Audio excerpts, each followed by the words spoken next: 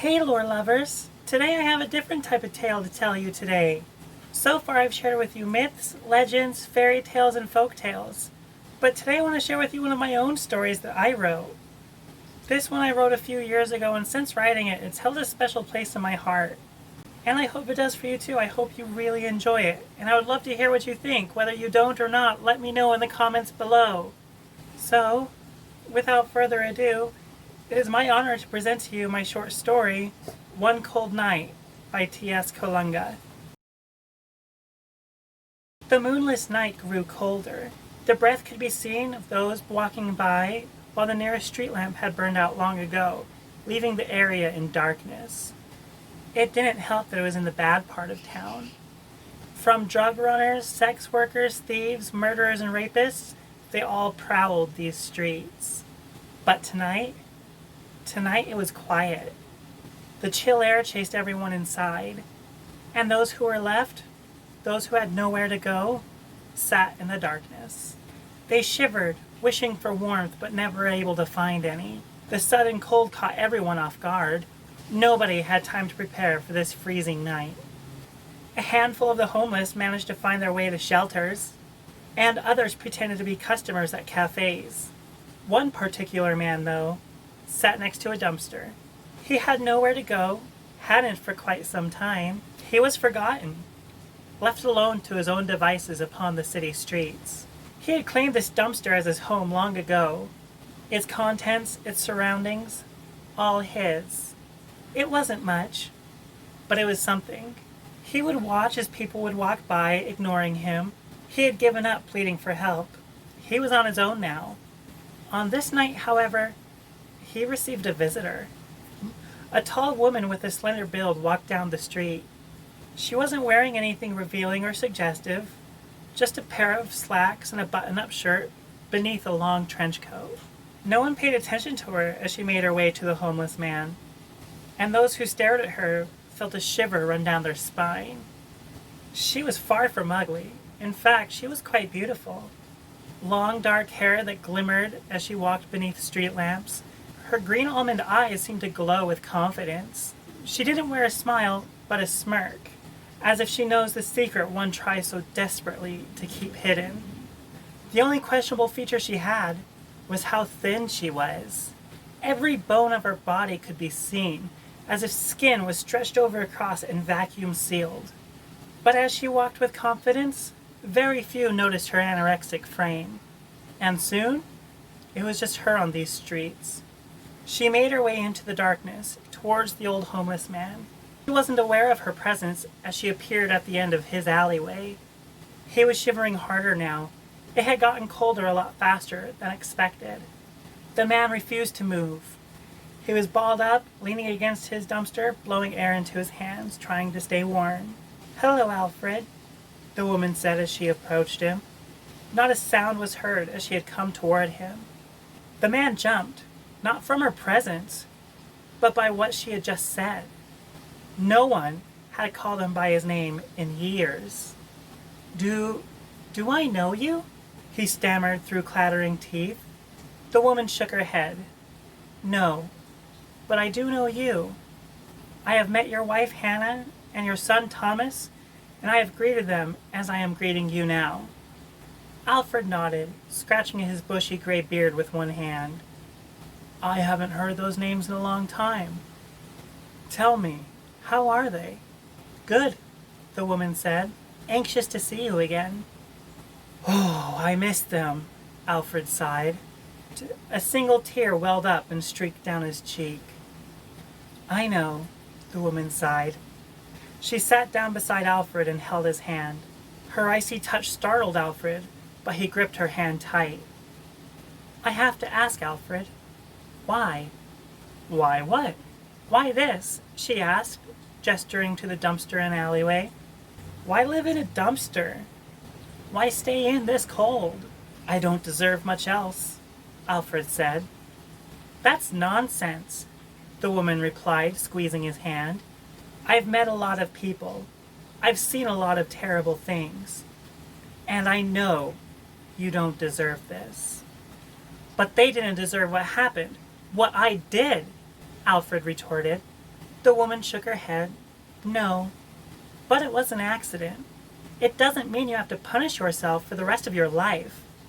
Yes, it does, Alfred responded with a growl. I don't even deserve this dumpster. Your soul has punished you enough, Alfred, the woman said, and you don't deserve any of this. I do, Alfred shouted. If it wasn't for me, they would still be here, all of them. Maybe, maybe not, she shrugged. It was silent now. Neither of them spoke a word. Alfred gripped tight of the woman's hand, shivering even harder now. And the woman sat still in the darkness. She watched Alfred shake and convulse with tears. It was as if a floodgate had opened, and it streamed down the older man's face, getting clogged in his beard before trickling to the ground. The wind howled, and the icy air grew heavier. Every day I think about that night, Alfred sobbed. I know, the woman said calmly. What I could have done differently. What I shouldn't have done. If I had just listened to her. If I had just waited 20 seconds. None of this would have happened. Everything would be different. You can drive yourself mad thinking of what ifs, the woman said. It was a tragic night. And since then, I've noticed you haven't even driven a car or even rode on a bus. Alfred shook his head. No, I walked. Until I found here, the worst part of town in the darkest spot, where I deserve to be. The woman let out a defeated sigh. I know you are sorry for what happened, and that's why I am here instead of somebody else. Alfred stared at her confused, a glint of hope in his eyes. What do you mean? Alfred? The woman replied. It's time to go home. She got to her feet, brushed herself off, and held out her hands. Alfred took both hands and hoisted himself up. He wobbled, but regained his balance. The woman tilted her head toward the entrance of the alleyway, and Alfred recognized that sign. He turned and noticed two figures standing in the entryway to the alley of his dumpster. It was a small boy, holding the hand of a woman with golden hair. He knew instantly who they were, and sobbed. That's... The woman nodded. Go to them. It's time. Alfred hobbled forward, one step at a time. He soon built up speed and was now running towards them. He shouted as he got to them, holding the two in his arms. I can't believe it, he cried. The three stood there, holding each other, not noticing the cold of this world. The golden-haired woman smiled and looked up at Alfred as she broke off the hug. Let's go home, my love. She kissed him on the cheek and took his hand, the small boy taking Alfred's other.